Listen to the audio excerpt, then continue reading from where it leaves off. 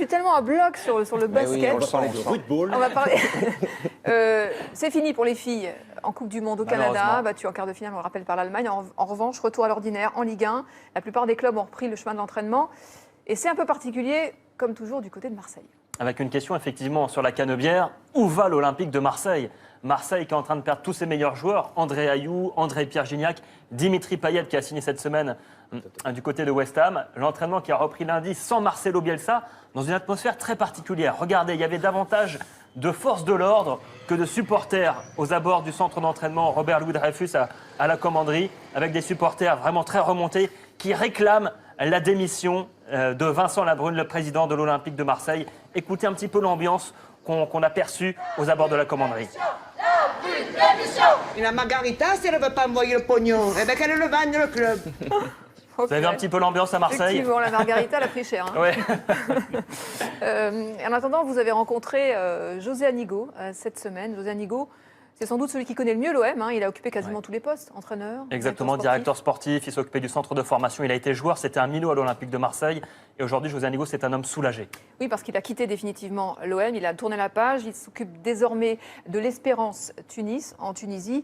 Et vous l'avez rencontré juste avant les événements douloureux qui ont marqué l'actualité récemment. En attendant, il évoque tout son historique avec Marseille, sans détour. Un entretien sans tabou réalisé par Fabien Lévesque. La terreur n'avait pas encore frappé la Tunisie lorsque nous retrouvons mardi José Anigo. L'homme est en exil à Tunis, à 1 heure de vol de Marseille. Et avec l'OM, c'est désormais terminé. Aujourd'hui, je reste un supporter lointain. J'ai vraiment tourné de manière définitive une page. Mais vraiment, j'ai pas peur, mais c'est étrange, quoi.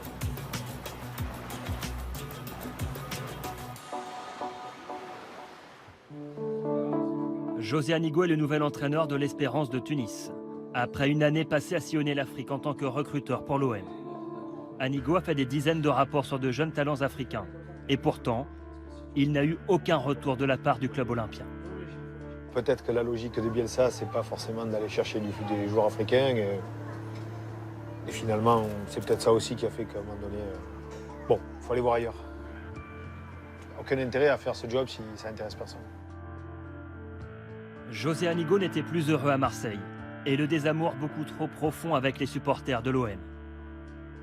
L'ancien directeur sportif olympien est toujours prisonnier de son image et de sa réputation. Il fallait donc partir, loin de la France. J'ai découvert que les gens me connaissaient mieux que moi-même. Ouais, c'était fantastique. Donc les gens ne te connaissent pas, les gens te jugent, mais c'est... On a entendu beaucoup de choses sur vous. Que certains joueurs devaient vous reverser une partie de leur salaire. Mais c'est tellement débile. Mais ça rentre dans le fantasme et la débilité la plus profonde que j'ai entendue. Mais ça c'est rien, il y a eu pire. Il y a eu pire. À un moment donné, les joueurs étaient cambriolés. Et c'était presque parce que je voulais faire partir les joueurs que j'organisais ce genre de choses. Or, il se trouve que les gens qui ont fait ça se sont fait arrêter. Et il se trouve que je n'ai absolument rien à voir là-dedans. C'était trop pesant.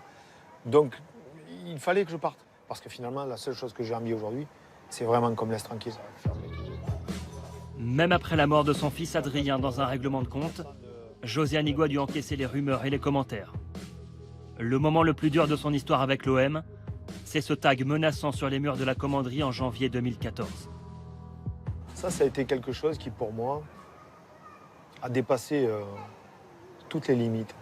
Parce que là, il n'y a plus de respect. Là, il n'y a plus de notion de quoi que ce soit. Ça, c'est quelque chose qui a été très, très blessant et très touchant.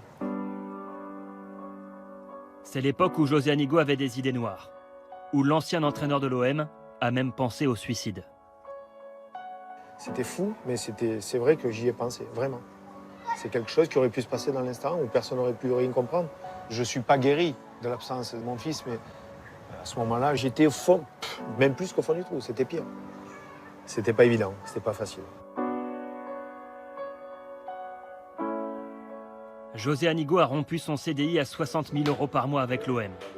Il prend désormais les commandes du club le plus titré de Tunisie. L'Espérance a remporté 26 titres de champion et 14 coupes nationales. Elie Bopp et Frédéric Antonetti étaient pressentis. Les dirigeants ont préféré José Anigo. C'est quelqu'un qui veut prouver, c'est quelqu'un qui a faim. C'est quelqu'un qui a une histoire à reconstruire.